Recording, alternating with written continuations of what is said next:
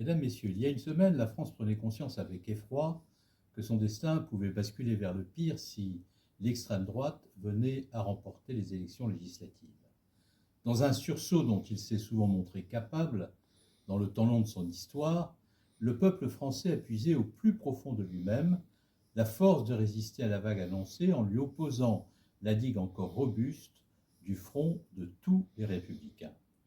Par une mobilisation que beaucoup croyaient impossible, c'est d'abord ce front-là,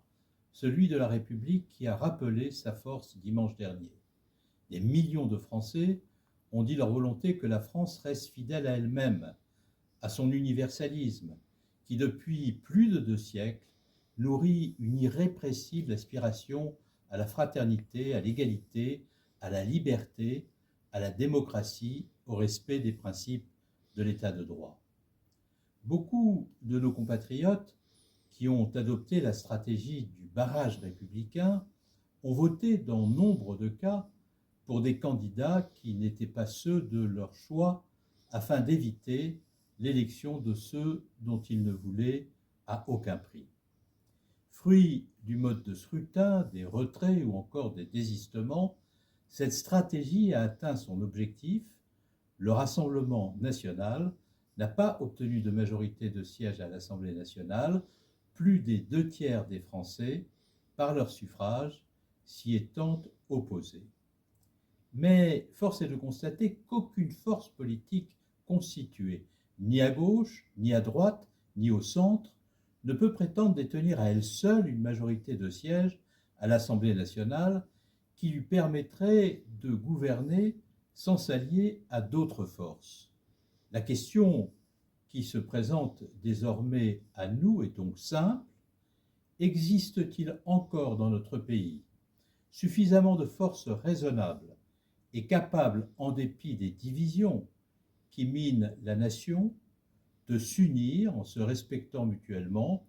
pour relever les défis communs et affronter les crises qui se présentent à nous? Et si tel est le cas, ces forces peuvent-elles gouverner en constituant une large coalition des volontés et des talents afin d'épargner à notre pays les dangers de l'ingouvernabilité, c'est-à-dire celui de l'affaiblissement des institutions, de la paralysie de l'État et donc à terme du déclassement de la France. Ces convergences forgées par des républicains responsables est la réponse à l'inédit des circonstances. La rendre possible est le seul enjeu, la tâche immense à accomplir pour retrouver notre cohésion, réduire les tensions qui opposent les Français et avec elles les extrémismes qui contribuent à les entretenir depuis trop longtemps. Aucune force en présence ne pourra réduire seule les fractures sociales et territoriales dont ces élections ont confirmé l'ampleur, poursuivre l'indispensable redressement de notre appareil productif, engagé en 2012, assurer le réarmement républicain de la nation à travers les services publics de l'éducation, de la santé, de la sécurité notamment,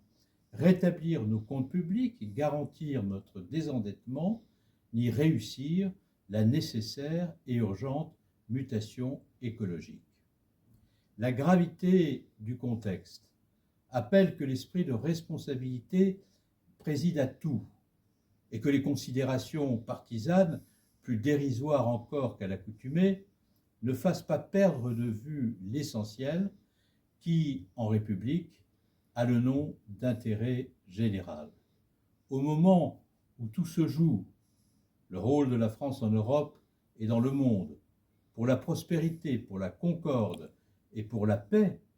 rien ne serait plus triste que de voir l'esprit et les pratiques de la 4e République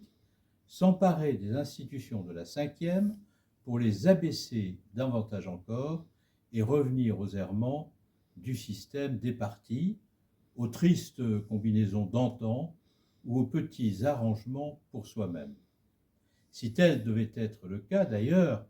nous n'aurions pas hier vaincu l'extrême droite. Nous aurions seulement différé le temps de la lucidité qui précède toujours celui du courage, le courage sans lequel rien ne s'accomplit de grand.